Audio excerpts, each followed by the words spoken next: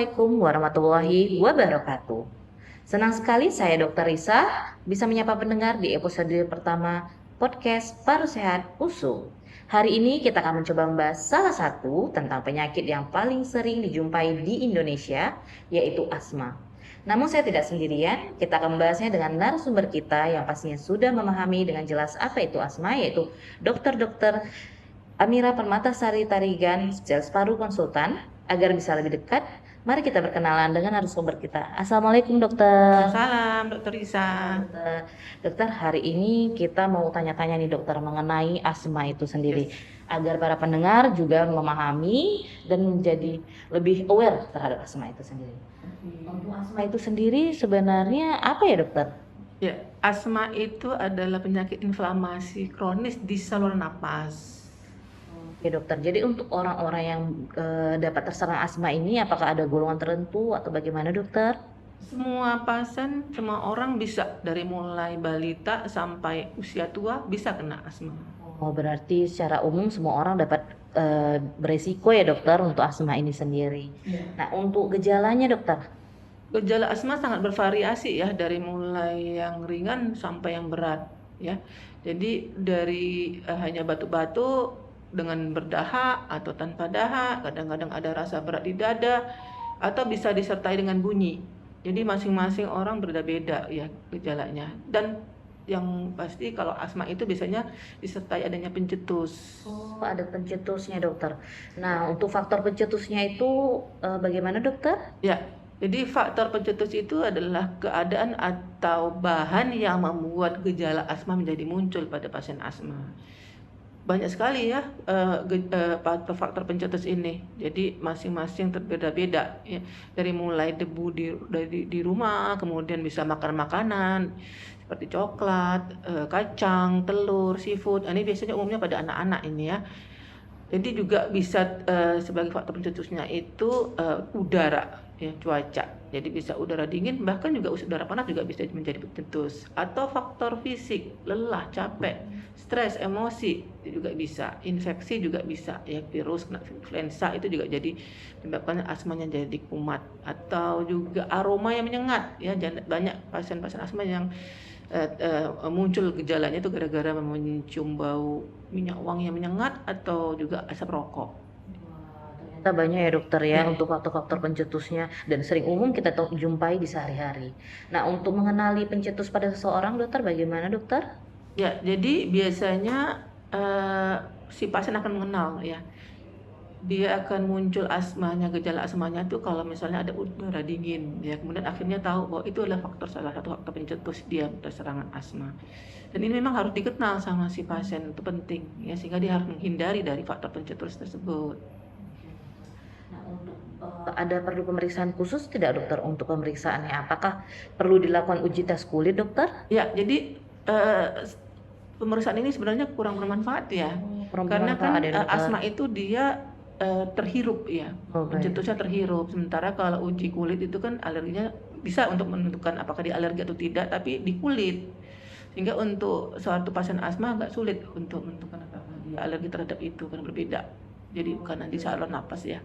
Jadi lebih ke fungsi untuk pemeriksaan alergen ya dokter. Iya, untuk asma tidak terlalu bermanfaat ya dokter. Betul, Teresa. Dokter. Nah, untuk hal itu kira-kira kenapa ya dokter bisa demikian dokter? Ya, ya memang ya, jadi itu tadi karena dia tesnya alergi di kulit, jadi mungkin untuk lebih ke arah alergi ya. Sementara untuk pasien asma mungkin dia alergi di tes kulitnya dengan coklat ya. Namun waktu dia makan dia nggak ada masalah gitu dengan makan coklat tersebut. Jadi memang kadang-kadang tidak sinkron ya. Ya. Nah, untuk kita mengetahui nih bahwa seseorang itu dengan asma dokter, apakah bagaimana dokter ciri-ciri atau gejalanya dokter? Ya, jadi gejalanya itu tadi bisa batuk, bisa napasnya berbunyi, atau dia berdahak yang ada kaitannya dengan pencetus. Itu jadi biasanya kita lakukan anamnesis dulu. Ya, dokter akan lakukan beberapa pertanyaan kaitan dengan gejalanya, kemudian dilanjutkan dengan pemeriksaan fisik. Ya, jadi biasanya dokter akan lakukan juga pemeriksaan penunjang seperti dengan melakukan spirometri ya, ada pemeriksaan uji faal paru atau dengan alat peak flow meter, ya. Kemudian nanti kita lakukan juga ada uji provokasi bronchus itu kalau memang dibutuhkan, dan juga nanti akhirnya juga dokter paru itu biasanya lakukan fototoraks memastikan bahwa ini asma atau ada yang lain, ya. Kalau asma biasanya fototoraks itu normal. Dokter, berarti tetap dari anamnesis juga ya dokter, baik dari Ya, gejala, pencetus, lalu dari ya, pemeriksaan penunjang yang bisa kita lakukan ya dokter untuk ya. mengetahui memang pasien itu dengan penyakit asma. Untuk asma itu sendiri apakah bisa sembuh nggak dok? Ya, jadi kalau tadi asma itu kan penyakit di saluran napas ya karena inflamasi. Jadi inflamasi sendiri itu memang menetap dia di situ. Jadi asma ini tidak bisa disembuhkan, namun bisa dikontrol. Ya, Jadi gitu kita bisa. lebih bersifatnya untuk kontra ya Iya, dokter, jadi tidak bisa pengobatan asma menyembuhkan. targetnya itu supaya asmanya terkontrol. Baik, dokter. Nah, untuk pengobatannya sendiri bagaimana dokter? Ya, pengobatan asma itu jadi kita harus targetnya tuh harus terkontrol, sehingga ada dua macam terapi ya pengobatan. Satu adalah obat untuk mengontrol untuk supaya jangan ada serangan, ya, yang dia gunakan setiap hari ya selama biasanya 3 bulan. Nanti dokternya nanti akan menilai ulang apakah di step down, diturunkan dosis. Kemudian ada satu lagi macam obat inhaler yang tujuannya adalah untuk melegakan. Jadi kalau ada serangan, ya, obat yang pelega itu yang digunakan. Jadi 2 inhaler biasanya kita gunakan, atau 1 inhaler yang memang dia gunakan sebagai pengkontrol atau pelega, ya, gitu. Dokter. Bisa. Berarti secara umum pengobatannya ada dua konsep yaitu untuk Ya, ngontrol dan juga untuk melegakan ya dokter. betul, Risa. Nah, untuk pasien-pasien asma nih pasti sering ditanya nih oleh pasien-pasien Ya, yang sering datang, kira-kira pasien-pasien asma ini boleh berolahraga nggak dokter? Apakah kadang kan takutnya sesak nih dokter. ya, ya, Jadi pasti untuk edukasi juga nih untuk ya. orang dengan riwayat asma, apakah mereka boleh berolahraga dokter? Sangat perlu. Perlu ya dokter? Ya, orang sakit, orang sehat semuanya harus berolahraga kan. Ya, jadi kalau ada pasien asma yang biasanya dengan kalau olahraga dia muncul serangan, nah itu sebaiknya dia menggunakan dulu inhalernya. Ya, digunakan inhalernya sebelum olahraga. Ya, biasanya yang isinya salbutamol ya sebelum olahraga. Begitu, Dokter Risa. Jadi olahraganya juga banyak manfaatnya ya.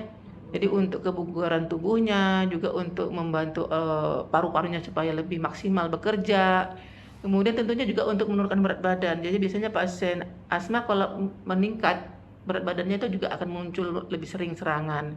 Kemudian juga dengan olahraga dia akan menurunkan stres ya, lebih rileks. Itu juga jadi itu bisa membantu untuk mengurangi serangan asma.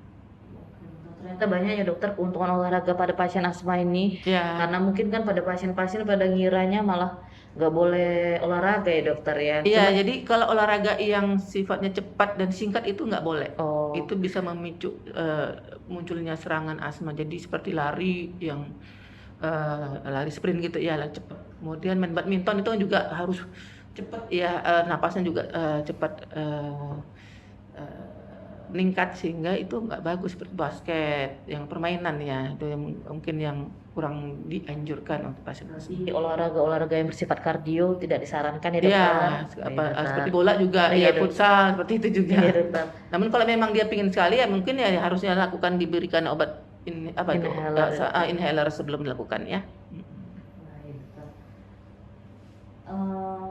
Jadi secara umum dokter untuk olahraga pada pasien asma ini kalau dikelompokkan apa aja jenisnya Yang dokter? jadi sebaiknya memilih seperti berjalan, naik sepeda, gitu ya, berjalan santai. Sepeda boleh, kemudian juga ada berenang, itu juga paling baik ya, berenang ya. Oh berenang ya dokter. Kemudian juga senam asma, senam latihan napas. Oh ada senamnya tersendiri dokter Iya, ada untuk senam senam asma. Oh. Jadi itu bisa dilihat atau ditonton dari YouTube juga ya. Oh, Tersedia oke, latihan-latihan dokter. napas, itu bagus sekali untuk senam atau asma. Berarti kalau memang yang ada yang pengen lebih tahu nih tentang senam asma bisa dilihat di YouTube juga ya dokter ya. Sudah banyak ya berarti untuk senam asma ini di YouTube bisa kita cari ya dokter. Iya, Oh, iya, jadi khusus ada senam asma yang sponsori dari Yayasan Asma Indonesia, itu sudah di-upload di YouTube. Atau mungkin latihan napas yang lain juga silakan. Boleh. Baik.